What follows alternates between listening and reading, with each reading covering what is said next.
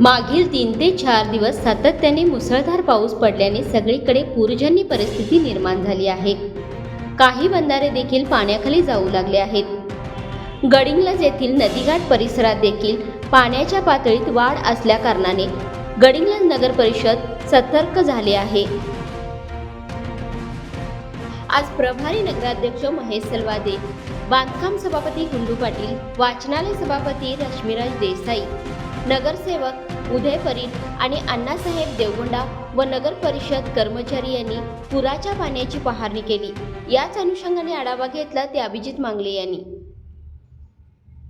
महेश साहेब, आज तुम्ही गडिंग्लज नगर परिषद मार्फत पूर परिस्थितीचा आढावा घेतलेला आहे. तुम्ही सध्याच नगर परिषदेच्या बोटीतून भेट दिलेली आहे. काय सांगाल, कशा प्रकारे तुम्ही पूर्वतयारी केलेली आहे? वास्तविक कालच्यापासून जर परिस्थिती बघितली तर ही धोकादायकच परिस्थिती होती. कारण की काल आपल्या जे ST डेपो आहे तिथं झाड पडलं होतं. ते धोकादायक झाड तिथले आमचे स्थानिकचे नगरसेवक असतील त्यांच्या माध्यमातून आम्ही ती काढण्याचा प्रयत्न केला. तिथं भिंतील धोका व शेजारी घराला धोका होता. त्यामुळे आज आम्ही संध्याकाळी 4ला पण आम्ही मिटिंग ठेवलेली आहे पूर परिस्थितीची आढावा बैठक घेण्यासाठी. आणि आज जे पूर परिस्थितीची काय परिस्थिती आहे, स्थानिक नगरसेवक तिथले गुंडू पाटील यांना घेऊन आम्ही तिथली पाणी करण्यासाठी आज आलो होतो. आणि जे धोकादायक घरं पूर बाधित होणार आहेत त्यांना नोटीस काढणे, जे पडझड झाडं होणार आहेत त्यांना नोटीस काढणे, MBCBच्या अधिकाऱ्यांना घेऊन वायरिंगचे काही प्रॉब्लेम्स आहेत ते बघून आम्ही त्या संदर्भात बैठक घेणार आहे. आणि पूर परिस्थिती कसं नियंत्रणात येईल आणि त्या लोकांना पूर जे बाधित होतील त्या लोकांची कशी सोय करता येतील त्यासाठी सुद्धा आम्ही आता नियोजन परफेक्ट करणार आहे. म्हणजे गडिंग्लज नगरपालिका ही पूर्ण ताकदीनिशी आम्ही या लोकांच्या सेवेसाठी उतरणार आहोत. पूर परिस्थितीची पाहणी केलेली आहे. काय सांगाल?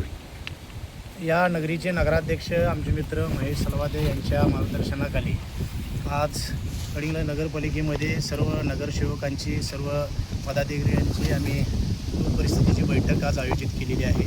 त्याच्या अनुषंगाने आज सकाळपासून आम्ही पूर्व परिस्थितीची पाहणी केली. काल 2 दिवस जर बघितला तर पावसाचं प्रमाण वाढलेलं आहे आणि पावसाचा जोर देखील वाढलेला आहे.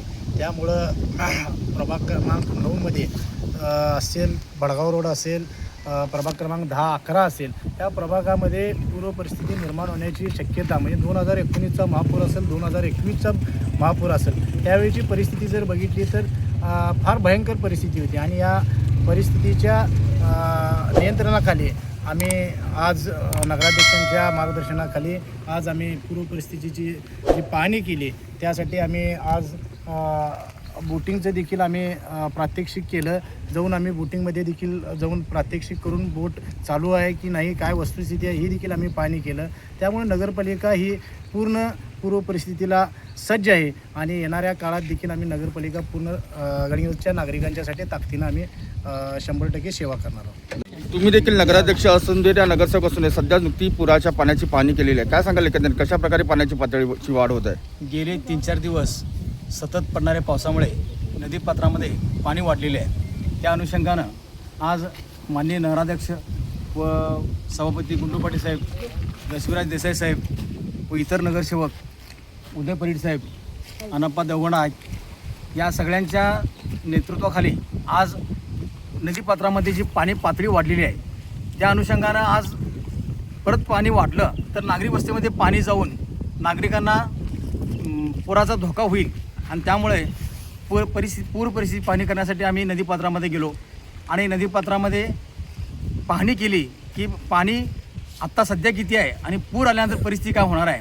आणि त्या अनुषंगाने करावी लागेल उपाययोजना जी आहे त्या उपाययोजना पूर्ण माननीय नगराध्यक्ष व पदाधिकाऱ्यांच्या नेतृत्वाखाली आम्ही सक्षमपणे तयारी केलेली आहे आणि पूर्णपणे आपत्ती व्यवस्थापन ही सज्ज ठेवलेली आहे.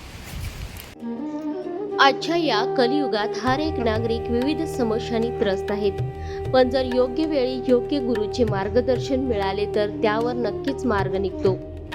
विवाह न होणे, वैवाहिक समस्या, कौटुंबिक ताण, आर्थिक अडचणी, ग्रहदोष, संतान चूक, नोकरी आणि व्यवसायात नुकसान अशा अनेक विविध समस्यांवर आता नक्कीच मार्ग निघणार.